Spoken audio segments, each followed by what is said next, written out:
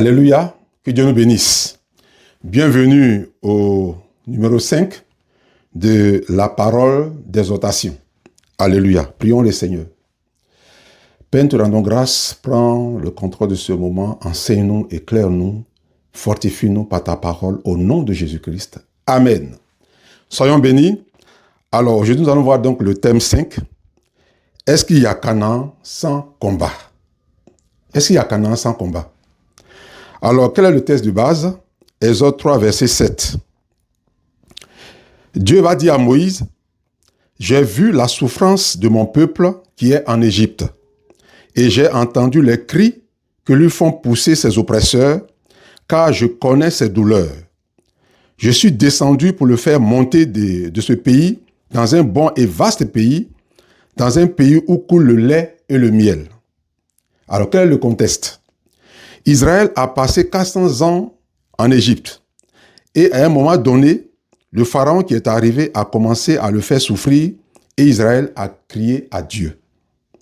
Dieu dit à Israël, « Je t'envoie dans un pays où coule le lait et le miel. » Dieu donc va se révéler à Moïse sur le mont Horeb et va lui dire, Exode 3, verset 7, l'Éternel dit, « J'ai vu la souffrance de mon peuple qui est en Égypte, et j'ai entendu les cris que lui font pousser ses oppresseurs, car je connais ses douleurs. Je suis descendu pour le délivrer de la main des Égyptiens et pour le faire monter de ce pays dans un bon et vaste pays, dans un pays où coule le lait et le miel, dans les lieux qu'habitent les Cananéens, les Héthiens, les Amoréens, les Phérésiens, les Éviens et les Jébusiens. Mais cela ne s'est pas passé sans épreuve ni combat. Ce bon pays où coule le lait et le miel, où Dieu a conduit Israël, ça ne s'est pas passé sans épreuve ni combat. Est-ce qu'il y a Canaan sans combat? Alors, quel est l'enseignement? Ce que nous devons retenir, et c'est le point vraiment du message, Dieu n'a pas dit aux Israélites, je vous envoie dans un pays où coule le lait et le miel par un chemin de preuve, de soif, de faim et par un désert brûlant. Il n'a pas dit tout ça.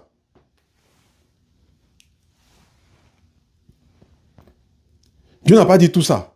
Il n'a pas dit, je vous envoie dans un pays où coule le lait et le miel, où vous aurez des épreuves, votre chemin sera difficile, vous aurez soif, vous aurez faim, vous allez passer par un désert brûlant. Il n'a pas dit tout ça. Il a seulement dit, je vous envoie dans un pays où coule le lait et le miel. Point. Dieu n'a pas dit à Israël, tu vas combattre les occupants de ce pays que je te donne avant de prendre possession. Dieu ne l'a pas dit ça. Quand Dieu parlait à Moïse, il n'a pas dit ils vont aller combattre. Il n'a pas dit ça. Et pourtant, toutes ces épreuves et combats les attendaient. Et pourtant, toutes ces épreuves et combats les attendaient. Dieu n'a pas dit, je vous envoie dans un pays où coule le lait et le miel avec toutes les épreuves.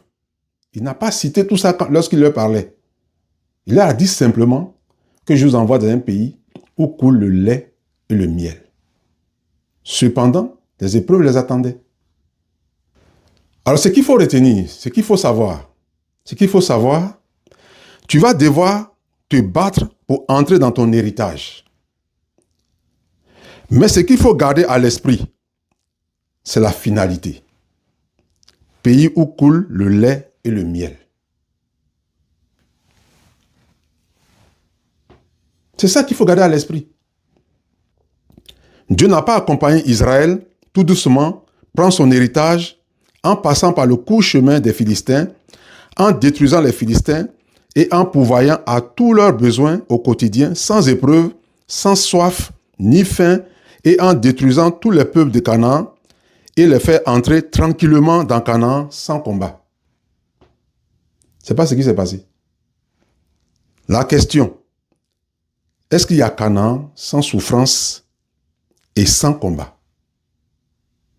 Présentement, dans la vie de tous les jours, il y a des personnes qui émigrent vers les pays de leurs rêves, sachant qu'ils devront affronter des difficultés, passer par certains pays, chercher des passeurs, traverser la mer dans des conditions difficiles pour atteindre le pays de leurs rêves. Vous voyez?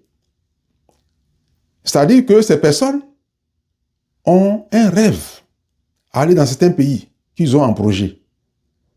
Et ces personnes savent qu'elles vont passer par des moments difficiles, passer par certains pays difficiles, traverser la mer dans des conditions difficiles et arriver aux frontières de ces pays où ce ne serait pas facile leur accueil. Ces personnes-là savent ça. Mais quand même, elles acceptent d'affronter ces difficultés pour atteindre le pays de leurs rêves. Vous voyez, dans cette vie séculière-là, il y a des personnes qui savent que pour accomplir certains rêves, il faut affronter des difficultés.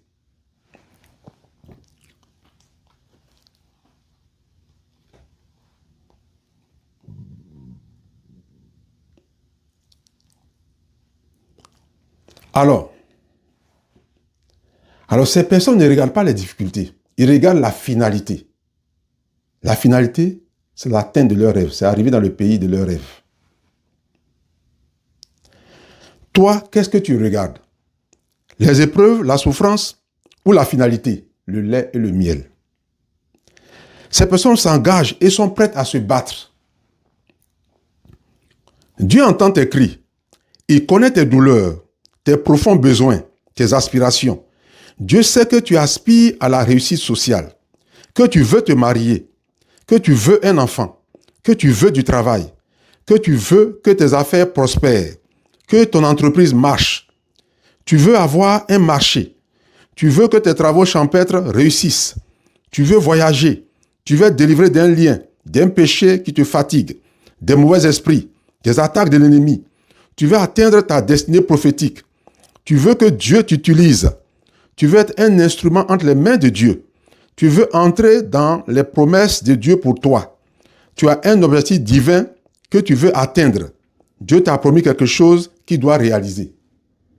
Tout cela ne peut s'accomplir sans épreuve ni combat. Il faut entrer dans la présence du Seigneur. Il faut chercher le Seigneur. Il faut l'accepter. Accepte les épreuves par lesquelles Dieu va vouloir te faire passer. Et cherche le Seigneur dans la prière pour que ces choses se réalisent. Est-ce qu'il y a Canaan sans combat?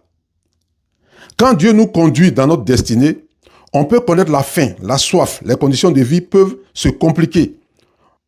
Et on commence à désespérer, à pleurer, à murmurer, à se plaindre et à ne plus croire. Non. Le chemin de Canaan n'est pas toujours facile. Pour prendre Canaan, ce n'est pas toujours évident. Ceux qui ont murmuré n'ont pas vu Canaan, n'ont pas vu le lait, n'ont pas vu le miel. Ils sont morts dans le désert. Ceux qui se sont plaints n'ont pas vu cela. Ceux qui ont refusé de se battre, qui n'ont pas cru au Seigneur, pour aller combattre les Cananéens, pour prendre Canaan, ils n'ont pas vu le lait et le miel. Ceux qui ont refusé de se battre n'ont pas vu le lait et le miel. Ils sont morts dans le désert. Alors, quelle est la solution, en guise de conclusion? Je dois fixer mes yeux sur ce que Dieu a dit. Pays où coule le lait et le miel, et accepter de supporter les épreuves sans murmure, ni plainte, ni incrédulité, et accepter de combattre dans la prière pour entrer dans le bon et vaste pays où coule le lait et le miel que Dieu t'a promis.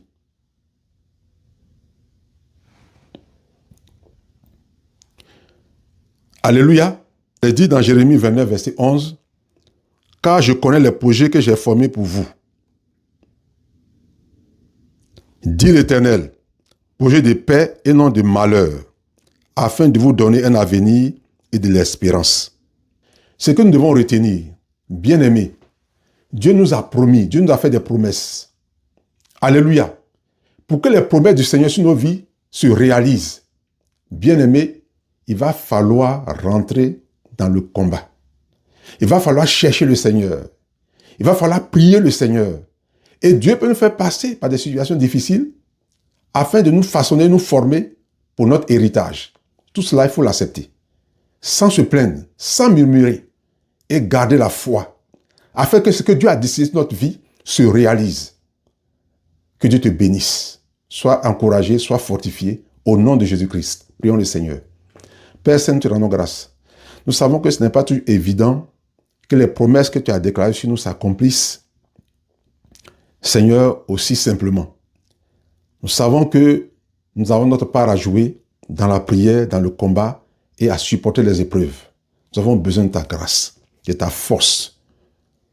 Nous avons besoin de ta présence pour nous aider, pour nous fortifier, Seigneur, et nous aider à tenir dans les épreuves, à tenir dans la souffrance et garder notre cœur sur l'essentiel, le lait et le miel, la promesse que tu nous as faite.